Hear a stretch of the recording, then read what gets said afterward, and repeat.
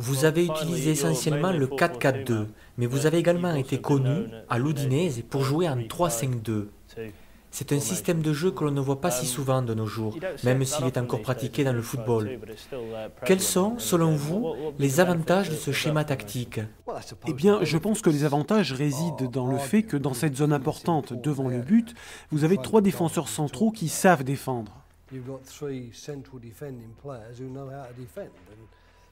Et vous allez bénéficier d'une bonne couverture en termes de marquage individuel au sein de cette zone. Évidemment, le problème, c'est de défendre ces zones-là. La meilleure équipe que j'ai vue évoluer en 3-5-2 était celle de l'Angleterre du sélectionneur Terry Venables, dans laquelle Tony Adams jouait ici, et dont le gardien était David Seaman, si je ne m'abuse. Mais ici, il y avait Gary Neville, et là, Stuart Pearce. Pearce a joué pendant une grande partie de sa carrière au poste d'arrière-gauche, et Gary Neville une grande partie de sa carrière comme arrière-droit. Mais ces deux-là glissaient vers l'intérieur, avec Paul Ince qui jouait ici, au milieu. Et ce que faisait l'Angleterre, c'est que dès qu'un ballon risquait d'être écarté, il sortait pour l'intercepter. Et Ince reculait d'un cran. On se trouvait donc très vite avec 4 joueurs derrière. Ce que je trouve souvent problématique avec une ligne de 3 défenseurs, c'est qu'aucun d'eux ne veut vraiment sortir au-delà de ces lignes-là. Essentiellement parce que ce sont des arrières centraux. C'est leur formation, c'est là qu'ils jouent. Je joue au centre, je suis un arrière central fort, puissant, je ne suis pas très rapide, je prends beaucoup de ballons de la tête, je tacle bien, d'accord, je contre beaucoup de tirs.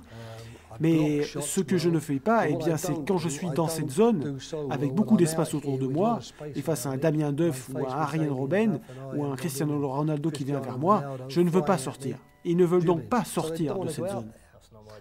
La grande question est donc qui va le faire? Eh bien, vous vous retrouvez avec des milieux latéraux qui s'y collent, et par conséquent, quand ils redescendent là, quand un milieu descend ici pour passer arrière droit, et que ces 3-là défendent dans l'axe, a-t-on alors une ligne de 3 ou de 4 arrières?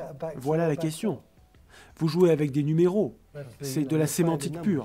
Et dans le football, ce qui vous importe, ce sont des questions du genre quel type de joueur est-ce? Sait-il faire cela? Et quelle sorte de joueurs sont-ils?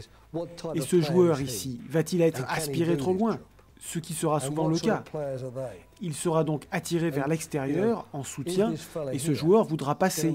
Et quand celui-ci sera aspiré aussi loin, ce qui n'arrivera peut-être pas dans un véritable arrière, cet espace est du coup très exposé. Dans ce cas, vous lui demandez de se recentrer ici. Et vous vous retrouvez avec 6 ou 5 joueurs à l'arrière.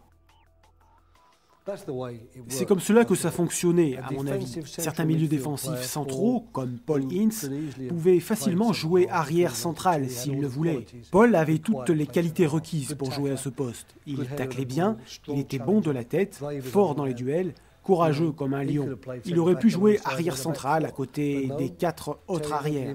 Mais Terry Venables voulait qu'il soit ici, devant, et qu'il protège les 4 autres arrières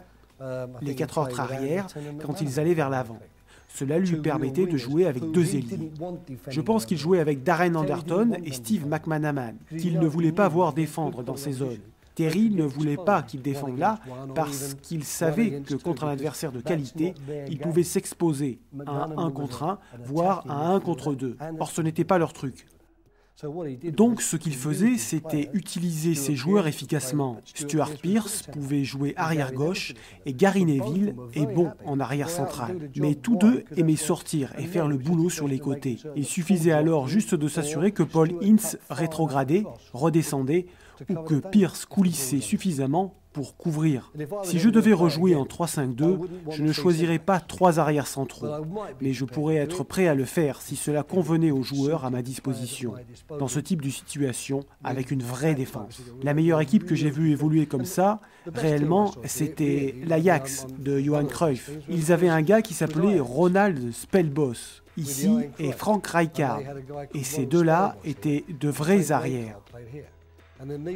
Danny Blind jouait ici et Sonny Siloy par ici. Siloy et Blind, c'était vraiment des arrières complets qui n'hésitaient pas à monter. Rijkaard montait également pour appuyer l'attaque formée par Winter, Wouters et Muren. Ensuite, dès que la balle était perdue, il se repliait pour aider Spelboss en défense centrale.